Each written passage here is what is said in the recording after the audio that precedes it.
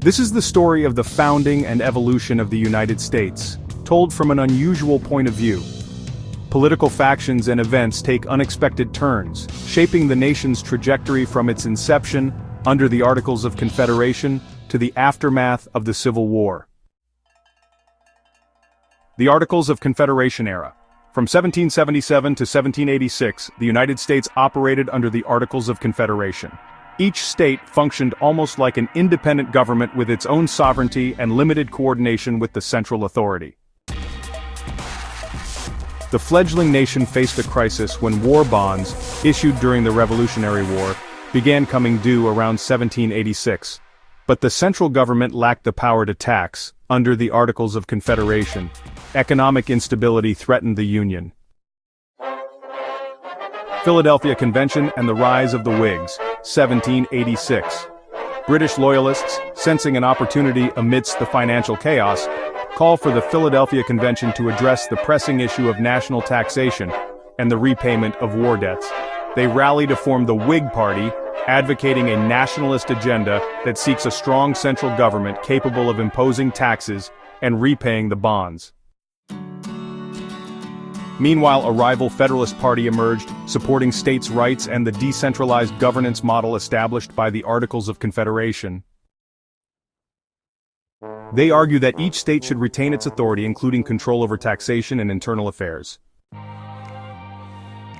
The resulting written constitution commissioned a new concept of government never before seen on Earth.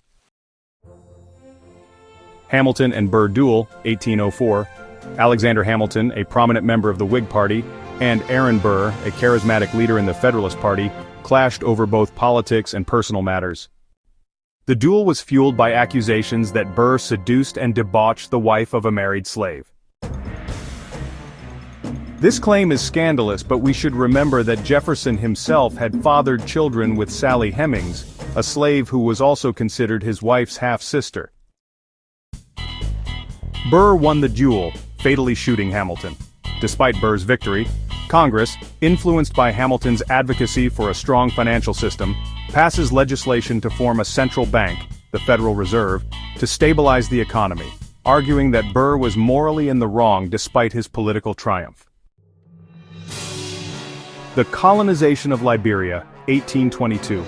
The American Colonization Society, formed in 1816, aimed to resettle free African Americans in Africa as a solution to racial tensions in the United States. The first ACS-sponsored group of freedmen arrived in Liberia in 1822 due to logistical delays. Between 1822 and the American Civil War, tens of thousands of black freedmen were resettled in Liberia. It is worth noting that the trade winds blow straight across the Atlantic, and the trip home by way of England or France was longer and more expensive. These settlers established a society that reflected a Western-style governance system, often in tension with the indigenous populations they encountered. Americo-Liberians, most of whom had been enslaved, were generally opposed to the institution of slavery upon arrival, but some brought enslaved people with them from the United States, exercising the right of slave ownership, or captured and controlled indigenous people as forced laborers. As Liberia moved toward independence, internal and external pressure to abolish such practices grew. Liberia declared independence in 1847, becoming an African republic led by freed black individuals, and officially abolished any form of slavery shortly afterward. This was reinforced by Liberia's constitution and legal system, which echoes American principles of liberty and human rights, though social and economic hierarchies between settlers and indigenous groups persist. Meanwhile, tensions grew in the New World. As the country grew, the Whig Party became synonymous with centralization, and citizens began to perceive it as being too closely aligned with British interests and monarchical principles. The new Republican Party emerged, positioning itself as a defender of true American independence and sovereignty, and accusing the Whigs of retaining British loyalties. The Republicans advocated for the expansion of democracy and the restriction of slavery's expansion into new territories, contrasting sharply with the Whigs' nationalist agenda. With the election of Abraham Lincoln, a Republican who opposed the spread of slavery, the nation plunged into civil war. As the conflict raged, Lincoln issued the Emancipation Proclamation, freeing slaves in the Confederacy. After the war, the Democratic Party emerged to replace the Federalists, tapping into a backlash against federal overreach. They argued that states should retain the right to decide on matters like slave ownership independently, without federal interference. The 14th Amendment and compensation for freed slaves in 1868. To mollify Southern plantation owners and secure national unity, Congress passed the 14th Amendment.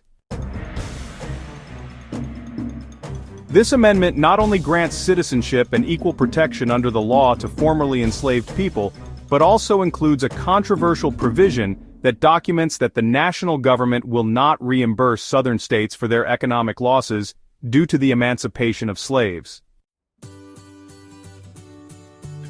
This controversial bargain balanced federal authority and states' rights, ensuring that the Southern states rejoined the Union, maintaining the peace.